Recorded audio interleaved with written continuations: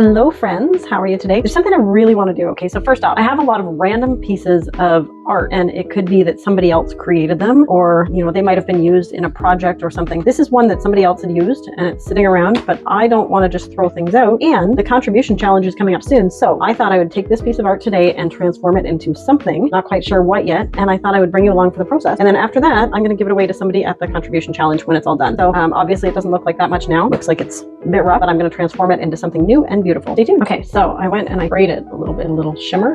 These are the colors I'm going to use. I have a lot of old paints to use up, so they're not any particular brand, and also a white. And then how I tend to do things is I just use a plate, put a little bit of each of the colors onto the plate. Not a very big canvas, so you don't need much. And if you ever have your paint like that, it's been so long, I can't even remember. Look how old this paint is, scooping up on the inside. See if I can get any out. Oh, well, that's going to need to be cleaned up before I put it away, obviously. Usually I make sure all my paints are cleaned up before they're away, but not always the one who uses them. It could have been shaken a little more, it had separated. Here is the white. Now this is a high gloss that I've never actually tried before. There's gonna be a lot of experimenting with you guys today. And here's the color wheel I got in school. You can see where I used to try to match colors. Sometimes I was great, and other times like this, nowhere near. My tools of choice today are going to be this number 2 paintbrush, and then just a end of a skewer. I really liked the lines that this person already had here. I wanted to actually take them, and again, I'm using some things that I've never used before, so I'm not quite sure how to use them, but I'm going to do my best. I want to get a little bit of black in here, black into this area here. All right, so now that I've got this, just that one simple thing, now ideas are starting to come to me for what to do with this, because when I started, I didn't have any ideas. I just decided to go with that line. So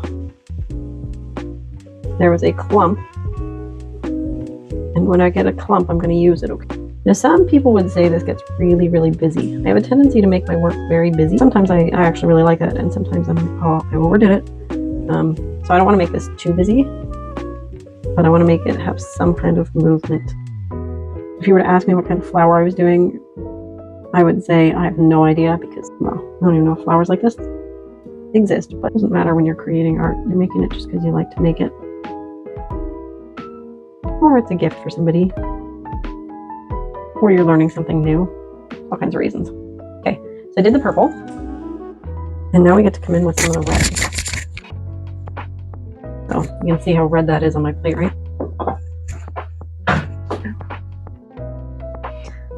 You ever wear shorts and then like you end up sticking to a chair? That's just what happened to me. It was not comfy. Okay, perfect.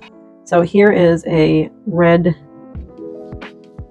one of those red sticky clumps of paint. It's like blobby. You might be saying this is getting too busy, and it is. It's actually getting too busy for me even. But I will end up tying it all in at the end. You just wait. I say that, but honestly, I don't know, because like I'm way better with pencils, pencil crayons, stuff like that. So if I can use those mediums, I can tie anything in. Or crayons. Master with crayons.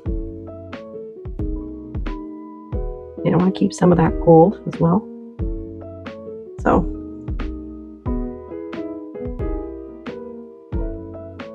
and I'm okay with changing what I'm making as I go. You'll probably notice that too. Like a kid. When you have a kid and things are going a certain way, and you don't know how they're going to turn out, but you're doing your best.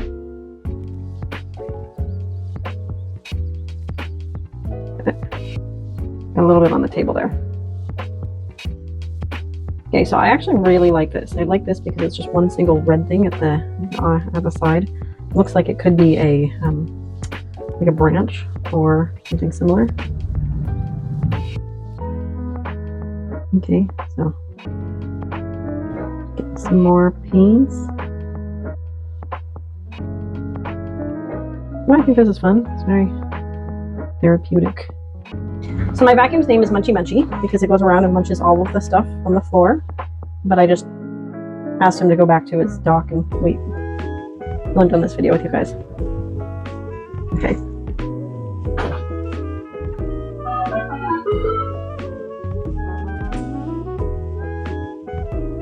You can see how I'm having the paint actually follow the colors. Follow the shapes and follow the colors that are there. Now I can go in with this to a point and fine tune it a bit. Not like sticks and things need to be fine tuned. They're perfectly sticky. Okay. But I do want to add a little more to this, round it off a bit. And then I'd like to be able to have this one branch off here. And have this come up all the way. And the other thing is this one here needs to be able to go up to this little blade of greenery. It's obviously in front.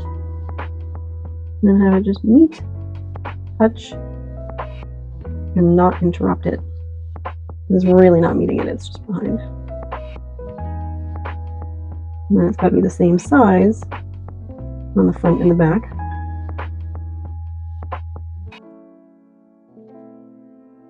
For that continuation. Same thing down here. This looks like a perfectly good knot. You know how like sticks and things have knots, so that's perfectly natural. And then I think I need one more of these chunks. Okay, didn't mean for it to fall there, but it actually kind of looks good, so I might actually just leave that there. I could pick it up, but maybe better to stay.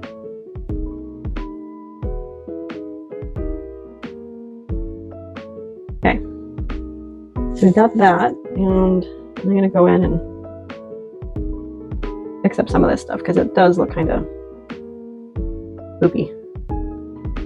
And yes, I said poopy. Okay, this is the part where you want to make sure you like the side part there so that kind of matches. Yes, sometimes I get paints on the table, but I just wash it right after.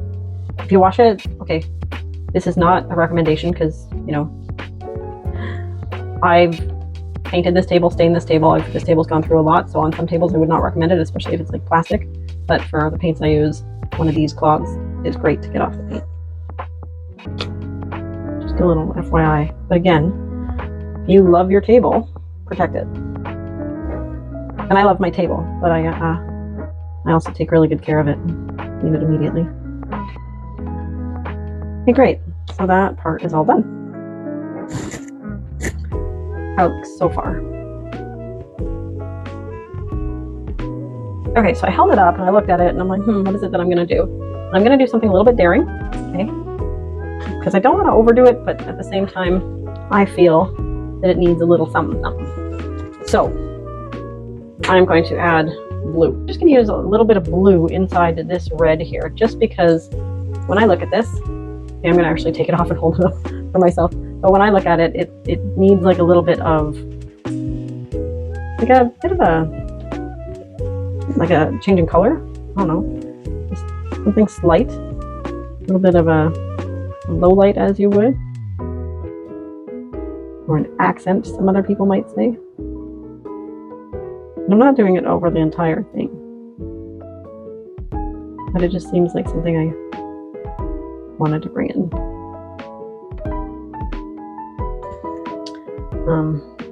Yeah, and here. Now it's not actually like the way it would be if there was light and things on there, because this is my made-up picture. It really has nothing to do with anything, but I'm gonna love it anyways. Okay, so now the blue takes over. That's one of the things you will find a lot when you're experimenting with art. You do a little of one thing and then it turns out to be too much. It's kind of cool because I'm just going to add a little bit of red. But I'm going to also like blend in bits of it too, because the blue was just too much. And I still wanted a little blue in there. I'm going to do that.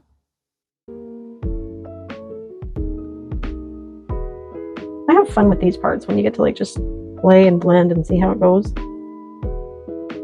There is actually a method to my madness behind what I'm doing here, but it's top secret, can't tell you. Actually, that's not true. About it being top secret, I can totally tell you, but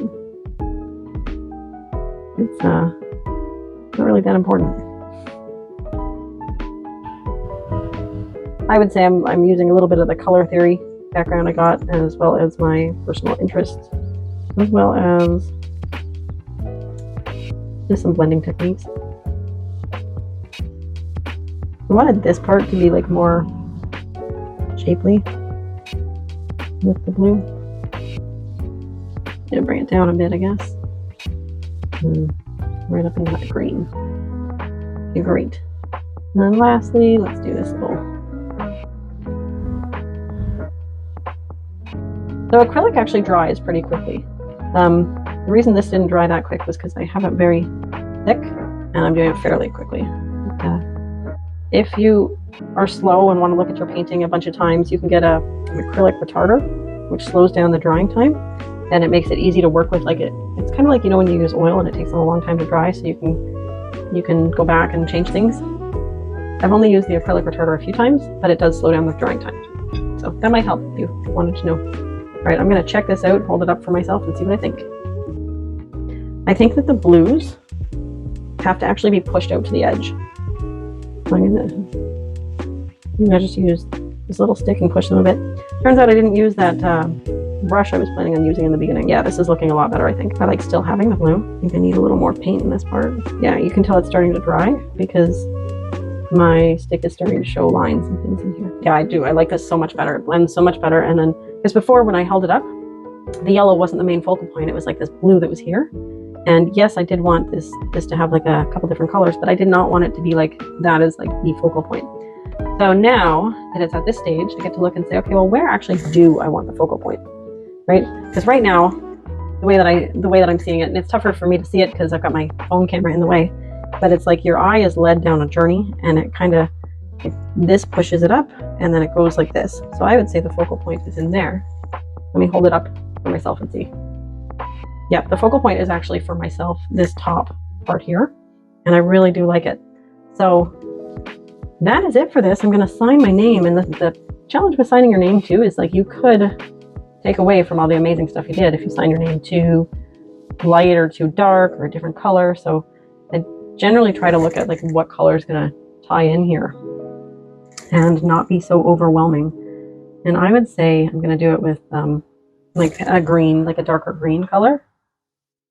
So let's do that. Don't have too much on the brush. And then I'm just going to do, oops. I hope this works. And then I have to hold this up again now to see if that's actually a focal point anymore. If it's not, my plan is this. My plan is to spray gold over top of this, holding the can far back so that I can have this still lead into that while having my signature. So let's see. You know, surprisingly, it still works. I want to know if you leave a comment what your thoughts are about that. And I'm going to just do a little bit of green here. Oh, should be black really, because I'm trying to kind of take away from my signature. And the gold, like, take that gold spot that was really bright away. Okay, so that is it. That's my painting. And if you look at the before and after, I hope you like the after better. But let me know in the comments below what your thoughts are. Thanks. Also, this is one of the things that I'm going to be giving away at the contribution challenge. And I'll be having contribution challenges fairly regularly. That's where you get a chance to, you know, find out what it is about you that you really want to contribute to the world, find out how to serve more people or make a bigger impact with what you're